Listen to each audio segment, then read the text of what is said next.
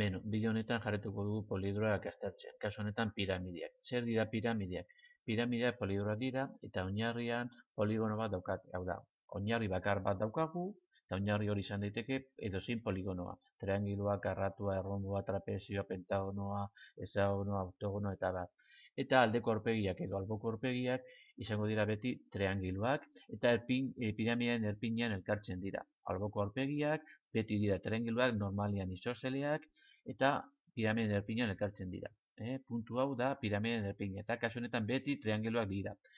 Eta beste elementu bat daukagu piramiden altuera. Piramiden altuera da piramiden erpinetik oinarriaren aurpegiraino dagoen distantzia. Oinarriaren zentroraino dagoen distantzia. Distantzia hau deitzen da piramidearen altuera, bai? Eta beti oinarriarekiko perpendikularra da. Bai? Bueno, piramide motak. Lehenengo eta behin piramide zuzenak eta piramide zilarra daude. Piramide zuzena dira, erpina eta oinarraren zentroa lerrokatuta daudenean, hau da, altuerarekin lotuta daudenean, perpendikularra denean, hau, erpina eta oinarraren zentroa. Dira piramide zuzenak. Eta piramide zilarra dira, piramide erpina ez dagoelako justu hemen zentroaren goian, basik eta mutur batean dago eta piramide zilarra bihurtzen da. Guk zuzena bakarrik hasiko ditugu. Eta orduan eta piramidea sailkatzen dira oinarriaren arabera, prismak bezala. Oinarria baldin bada triangilu bat, izango da piramide triangularra.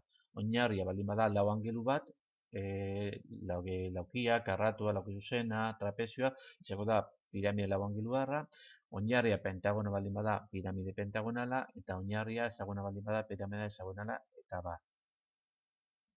Bueno, piramidearen elementuak. Batetik, altuera daukagu, goiko erpinetik oinarriaren zentroraino dagoen distantzia altuera. Piramideen apotema oso elementu garrantzitsua da, eta piramideen apotema normalean A dituko dugu, alboko aurpegi baten altuera da. Alboko aurpegia dira triangilu bat, horren altuera, ditzen da piramideen apotema marrazian, gorriz dagoen distantzia hau da. Piramideen apotema alboko aurpegi baten altuera, bai, alboko aurpegi baten altuera. Gauza bat da piramide baten altuera, eta beste gauza bat da piramideen apotema. Piramideen apotema alboko baten aurpegi baten altuera, bai, eta gero, hemen ikusten duenez, altuera eta piramideen apotema triangulu zuzen bat osatzen dute, kasu honetan oinarriaren apotemarekin, bai. Bueno, lehen bezala piramide sakatzen dira oinarriaren arabera. Adibide bat eta aprobetxatuko dugu sailkatzeko eta garapena aztertzeko. Piramide zuzen baten garapena. Lehenengo adibidea. Piramide triangularra, oinarria triangulu bat da, orduan alboko aurpegiak izango dira hiru triangulu isoseleak. Eta orduan daukagu garapena. Oinarria, kasu honetan triangulu bat, edozein triangulu izan daiteke, eta oinarria triangulu bat denez, alboko aurpegia izango dira hiru triangulu isosele. Bai? Eta piramideen apotema alboko triangulu baten altuera. Hau da, piramide triangular baten garapena. Beste adibide bat izango da piramide lau angeluarra. Hau da, oinarria, lau angelu, baldin baditu lau angelu, edo lau piramide lau angeluarra. Bai, hemen ikusten dugu piramideen apotema, altuera, eta oinarriaren apotemarekin triangelu zuzena. Bera garapena zer izango da, oinarria kasu honetan karratu bat da, eta karratu bat denez, alboko aurpegia izango dira lau triangelu isosele eta piramideen apotema, alboko aurpegi baten altuera, bai. Beste adibide bat izan daiteke piramide pentagonala, bai? Oinarria pentagono bat daukagu eta alboko aurpegia izango dira bost triangelu isosele. Oinarria pentagono bat eta alboko aurpegiak bost triangelu isosele eta piramide apotema alboko aurpegi baten altuera. Beste elementuak oinarriaren apotema gogoratu, oinarriaren apotema altuerarekin, piramideen altuerarekin eta piramideen apotema triangelu zuzen bat osatzen dute. Bueno, orain kalkulatuko dugu piramide baten azalera. Kasu honetan, formulak aterako dugu piramide hexagonal batek. Oinarria hexagono bat dago. Hemen daukagu bere garapena. Oinarria hexagonoa, oinarriaren apotema, eta alboko aurpegiak sei triangelu isosele. Egin dezakegu formula batekin, edo formula ez badugu gogoratzen, saiatzea kalkulatzea triangelu isosele bakoitzaren azalera kalkulatu, gehitu eta gero gehitu oinarriaren azalera, eta horrela kalkulatzea, baina guk formula aplikatuko dugu. Formula nola aterako dugu? Bueno, erabiliko dugu triangeluaren formula. Triangeluaren azaleraren formula da oinarria bider altuera zati bi. Baina kasu honetan, ez daukagu triangelu bat, orduan kalkulatuko dugu triangelu baten azalera formula bider triangelu kopurua. Eta bider triangelu kopurua egiterakoan, izango da oinarria bider triangelu kopurua. Eta hori bihurtzen da oinarriaren perimetroa. Eta hori erabiliko dugu formula ateratzeko. Bueno, formula horrela aterako da. Bueno, esan dudenez, lehenengo hasiko gara alboko azalera kalkulatzen. Alboko azalera A azpia izango da triangeluaren azalera, bai, oinarria bider altuera zati bi. Baina kasu honetan oinarri izango da hau guztia, bai, eta hau guztia da oinarriaren perimetroa. Oinarriaren perimetroa, bai, bider altuera, piramiden apotema. Kasu honetan, aurpegi baten altuera da piramiden apotema. Oinarriaren perimetroa bide piramidaren apotema zati bi. Eta horrela lortzen dugu edozein piramide baten alboko azalera. Ze hemen, segun ezagonua pentagon da, hemen dago oinarriaren perimetroa, dago aurpegi kopurua, hemen dago oinarriaren perimetroa sartuta. Orduan gogoratu, formula alboko azalera kalkulatzeko oinarriaren perimetroa. Bider piramiden apotema zati bi. Bai, elementu hauek behar ditugu, bai, oinarriaren perimetroa, bider piramiden apotema zati bi. Behin alboko azalera kalkulatu beharko dugu oinarriaren azalera. Oinarriaren azalera, O azpia, eta hori izango da, dagokioen oinarriaren azalera. Ezaguno baldin bada, perimetroa bider apotema zati bi. Triangelo baldin bada, oinarria bider altuera zati bi. Karratu baldin bada, aldea berbi. Segun eta oinarriaren azalera, bai, formula. Eta azalera osoa, alboko azalera, gehi oinarriaren azalera. Kasu honetan, oinarri bakar bat. Ze oinarri bakar bat daukagu orduan, azalera osoa izango da alboko azalera, gehi oinarria azalera. Gehitzen dugu bi azalerak eta lortzen dugu azalera osoa. Bueno, ikus dezakegu nola formula aplikatzen dugu adibide batek.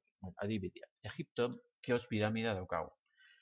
Piramide hau lau angeluarra daukagu eta hauek dira beraren neurriak. Piramideen altuera 156 metro eta oinarrien aldea 250 metro. Kalkulatu piramidearen azalera osoa.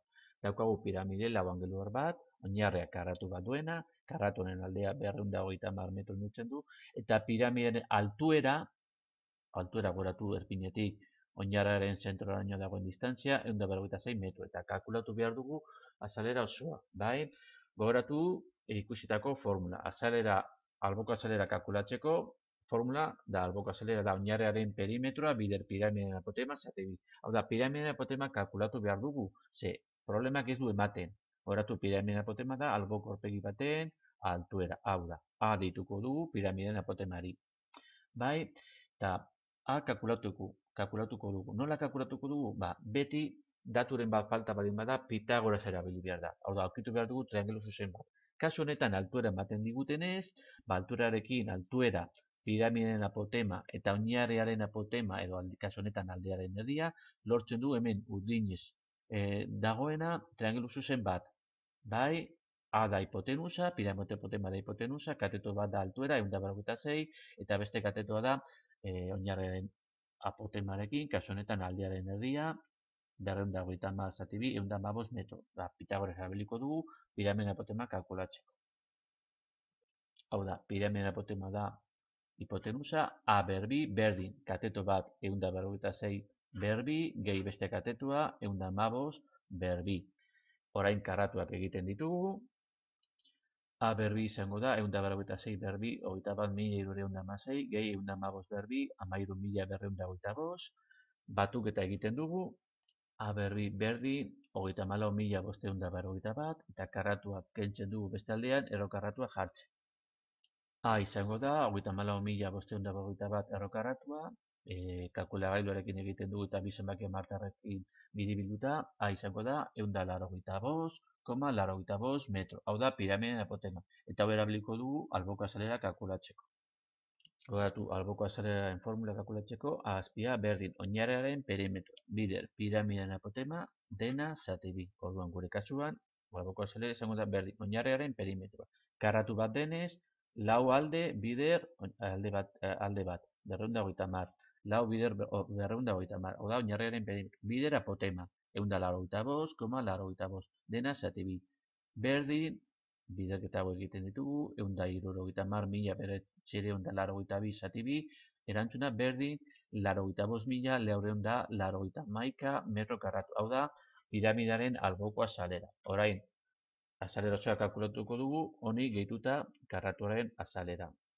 Orduan, piramidearen azalera osoa izango da alboko azalera, gehi oinarriaren azalera. Berdin, alboko azalera, 85.491 gehi oinarriaren azalera. Oinarriaren azalera kasu honetan karratu bat denez, gehi aldea 250, berdi karratu egiten du, berdin, 85.491 gehi 250 berbi, 252.900 batuketa egiten du, berdin, 128.391 metro karratu. Hau da, piramidearen azalera osoa.